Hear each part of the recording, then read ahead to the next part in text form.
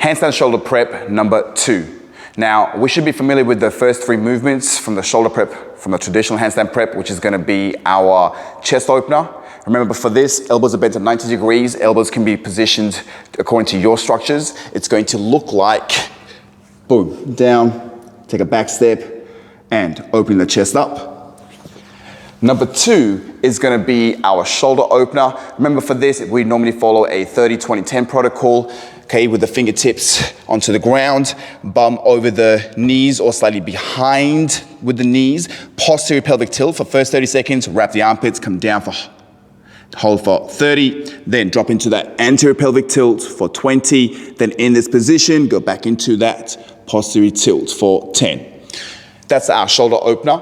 Number 3 is going to be our shoulder ATY. Remember, the idea here is to activate the T2, T3. Hand position for A is going to be by the hips, T by the shoulders, then Y overhead. Remember, it's 10 pulses for the prescribed reps and sets. Goes like shoulders away from the ears, pulsing, then into T, into Y.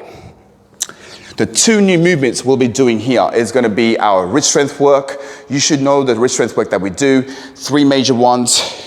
Our first knuckle push-ups, heel raises. Our lateral push-ups, chest between the hands.